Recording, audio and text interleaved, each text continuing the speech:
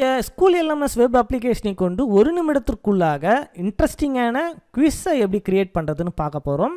நம்முடைய website school.dreamweavertech.com அப்படின்ற வெப்சைட்டுக்கு வந்துருங்க.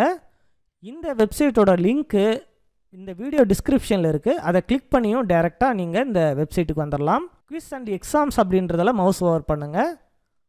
இதில் ட்ராப் டவுன் லிஸ்ட்டில் ஃபஸ்ட்டு ஆப்ஷன் கிரியேட் குவிஸ் அப்படின்றத கிளிக் பண்ணுங்கள். இப்போ நம்ம வெப் அப்ளிகேஷனுக்குள்ளார வந்துட்டோம். ஃபஸ்ட்டு இந்த டெம்ப்ளேட்டை நான் டவுன்லோட் பண்ணுறேன். டவுன்லோட் டெம்ப்ளேட் டவுன்லோட் ஆகிடுச்சு. உங்கள் கம்ப்யூட்டரில் நீங்கள் எக்ஸல் இன்ஸ்டால் பண்ணியிருந்தா டபுள் கிளிக் பண்ணி டைரெக்டாக எக்ஸலில் இந்த ஃபைலை ஓப்பன் பண்ணிக்கலாம். இந்த ஃபஸ்ட்டு லைனை சேஞ்ச் பண்ணாதீங்க. இந்த ஃபஸ்ட்டு லைன் சேஞ்ச் பண்ணிங்கனாக்கா இந்த குவிஸ் ஒர்க் ஆகாது. ரெண்டாவது லைன்லேருந்து உங்களுடைய குவிஸை நீங்கள் டைப் பண்ணிக்கோங்க. நான் குவிஸ் டைப் பண்ணியாச்சு. First serial question. இந்த கொஷினோட 3 ஆப்ஷன்.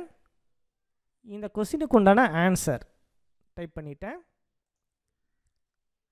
இந்த டைட்டில் அப்படின்ற இடத்துல உங்களுடைய குவிஸோட டைட்டிலை கொடுத்துக்குங்க.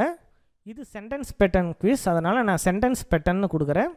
இன்னொரு முக்கியமான விஷயம் என்ன அப்படின்னு பார்த்தீங்கன்னா, நம்மளுடைய வெப்சைட்டில் கமா அப்போஸ்ட்ரோபி சப்போர்ட் பண்ணாது. அதனால் உங்களுடைய கொஷின்லேயோ ஆன்சர்லேயோ நீங்கள் கமா அப்போஸ்ட்ரோபி போடாமல் அதுக்கு பதிலாக ஃபுல் ஸ்டாப் வேறு எதனா சிம்பிளை நீங்கள் பயன்படுத்திக்கலாம். இந்த குவிஸை நான் க்ரியேட் பண்ணியாச்சு. இதை சேவ் பண்ணிக்கிறேன்.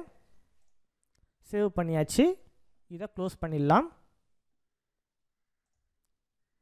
மீண்டும் இந்த குவிஸில் வந்து செலக்ட் பண்ணி ரைட் கிளிக் பண்ணுங்கள்.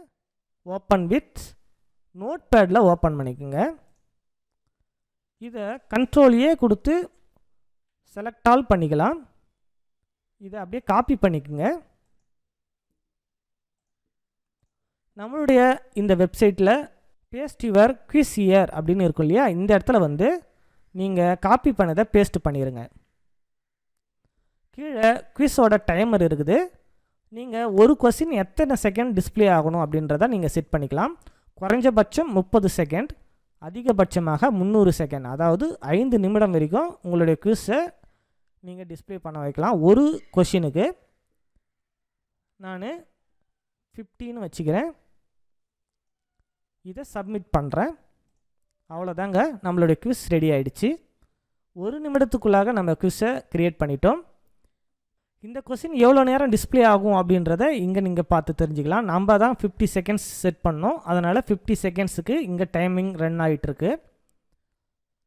இங்கே நீங்கள் ஆன்சரை கிளிக் பண்ணுங்கள். ஆன்சரை கிளிக் பண்ண 3 செகண்டில் அடுத்த கொஸ்டினுக்கு தானாகவே போயிடும்.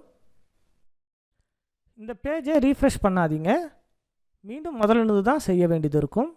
இந்த கொஸ்டினுக்கு ஆன்சர் தெரியலனா நீங்கள் ஸ்கிப் பண்ணிக்கவும் முடியும். உங்கள் குவிஸோட எண்டில் பார்த்தீங்கன்னா உங்கள் ஸ்கோருக்கு ஏற்ற மாதிரியான இமேஜ் டிஸ்பிளே ஆகும். அது மட்டும் இல்லாமல் நீங்கள் எந்த கொஸ்டின், அதுக்கு நீங்கள் கொடுத்த ஆன்சர் என்ன, எக்ஸாக்டாக ஆன்சர் என்ன அப்படின்றதையும் இந்த ரிவ்யூ யுவர் ஆன்சரில் நீங்கள் பார்த்து தெரிஞ்சிக்க முடியும். தேங்க்யூ ஃபார் வாட்சிங். Try it your self.